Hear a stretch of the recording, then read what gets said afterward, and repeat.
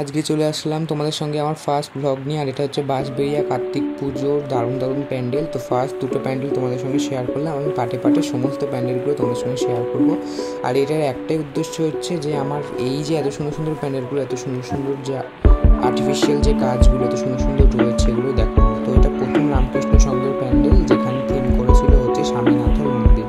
আর এর ওপর যে ঝাড়টা যখন ভেতরে ঢুকলাম, এই ঝাড়টাই হচ্ছে দেখার মতো, এতটা সুন্দর করেছিল ঝাড়টা। আর ভেতরের এই যে পুরো কাজগুলো দেখছো তোমরা, এগুলো হচ্ছে সব কিছুই পুরো ঝিনুক দিয়ে তৈরি করেছিল। আর হ্যাঁ, আমাদের বাঁশবেড়িয়া কার্তিক পুজোতে কিন্তু শুধু কার্তিক নয়, এছাড়াও আরও অনেক হচ্ছে ঠাকুর হয়। তো এই প্রথম প্যান্ডেলেই এই প্যান্ডেলটি রামকৃষ্ণ সংঘের এখানে করেছিল শ্রীনারায়ণ। আর ঠাকুরটাও তেমন সুন্দর করেছিল, দারুণ ঠাকুর হয়েছিল। ঠাকুরটার পাশে শিব, দুর্গা, এদিকে হচ্ছে কৃষ্ণ, রাধা, এনারা সবাই রয়েছেন এবং মাঝখানে নারায়ণ রয়েছেন। তার পাশে আরও রয়েছে শ্রী চৈতন্যদেব, নারদ মুনি ঢাক বাজাচ্ছে। খুব সুন্দরভাবে থিমটা তৈরি করেছিল।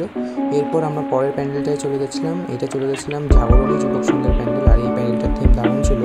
আজকালকার যুগের যে টাওয়ারের ফলে পাখিদের যে বিলুপ্ত হচ্ছে অনেক রকম প্রজাতির পাখি, সেই সব বিষয় নিয়ে খুব সুন্দরভাবে ছোটো ছোটো শোলা স্পঞ্জ কেটে যেরকম পাখি হয় সেরকম পাখি তৈরি করেছিল। এবং উপরের যে ডেকোরেশনটা দারুণ করেছিল। এখানে দেখো, তোমরা দেখতেই পাচ্ছ।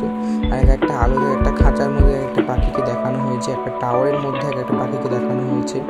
এই যে এখানে পুরো যে এই যে অংশটা, এগুলো সবই কিন্তু স্পঞ্জ দিয়ে তৈরি করা হয়েছে। এখানে এখনও পর্যন্ত ঠাকুর রেডি হয়নি, ঠাকুর তৈরি করছিলেন এখানকারই শিল্পী। আর ভিডিওটা ভালো লাগলে অবশ্যই লাইক, শেয়ার, সাবস্ক্রাইব করে দিও। পরের পার্টে আরও অনেক প্যান্ডেল আছে।